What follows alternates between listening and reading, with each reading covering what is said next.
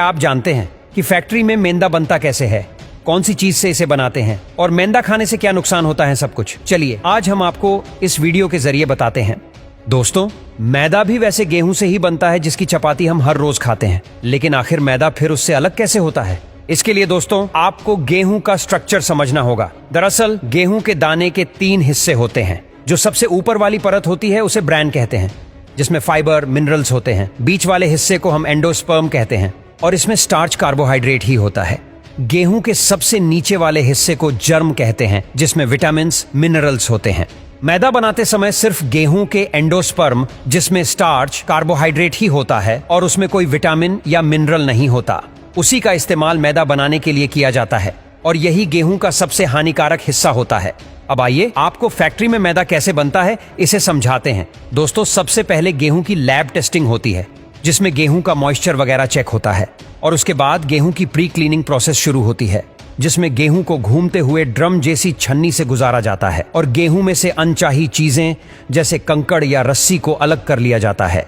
इसके बाद दोस्तों गेहूं ग्रेविटी क्लीनर में पहुंचता है, जहां पर एक के ऊपर एक कई सारी तिरछी छन्नी लगी होती हैं और ये गेहूं में से अन्य फसलों के दाने या डंठल आदि को साफ कर देती हैं। इसके बाद दोस्तों गेहूं को मैग्नेटिक डिस्ट्रॉयर से गुजारा जाता है, जिसमें एक बहुत ही बड़ा इलेक्ट्रोमैग्नेटिक चुंबक लगा होता है, ताकि अगर गेहूं में कोई लोहे की चीज है तो वो अलग हो जाए। अगले प्रोसेस में गेहूं को वाइब्रेट सेपरेटर में भेजा जाता है, जिसमें वाइब्रेट करती हुई छन्नी लगी होती है और ये गेहूं में से अनचाही चीजों को बारीकी से अलग कर देती है।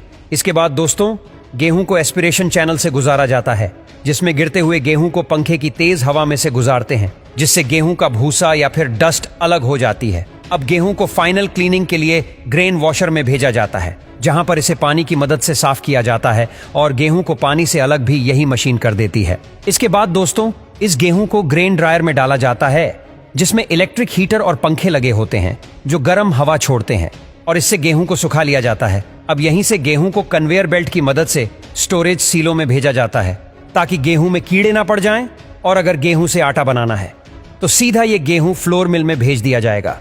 लेकिन हमें तो मैदा बनाना है और इसीलिए इस गेहूं का मॉइस्चर बढ़ाने के लिए इस गेहूं को टर्बोलाइजर डंपर में भेजा जाता है, जहां पर गेहूं को पानी में मिलाकर मिक्स कर लिया जाता है। इसके बाद गेहूं को 10 से 12 घंटों के लिए होल्डिंग टैंक में रखा जाता है, जिससे गेहूं के बाहर का ब्रैन लेयर सख्त हो जाता है, जबकि अंदर का एंडोस्पर्म फूला रहता है। इस तरह से दोनों के टेक्सचर में आया डिफरेंस मैदा बनाने के लिए बहुत इंपॉर्टेंट है।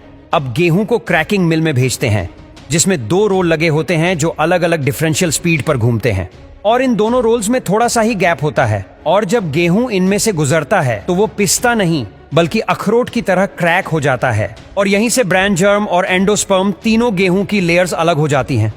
अब इन तीनों लेयर्स के मिक्सचर का पाउडर बन गया है और इस पाउडर को प्योरीफायर से गुजारा जाता है, जिसमें अलग अलग होल साइज की छन्नी लगी होती है। अब एंडोस्पर्म हल्का होता है और इसीलिए वो नीचे जालियों से जाता हुआ जमा हो जाता है, लेकिन जर्म और ब्रैन गर्म हवा से ऊपर ही रह जाते हैं। दोस्तों, अभी जो नीचे एंडोस्पर्म जमा हुआ इसे लोग सूजी कहते हैं, जिसे लोग हलवा बनाने के लिए इस्तेमाल करते हैं। इसके बाद सूजी को ऐसी मशीन में डाला जाता है जो सूजी के पार्टिकल्स को 20 माइक्रोन तक पीस सके, जिससे हम लोग मैदा कहते हैं।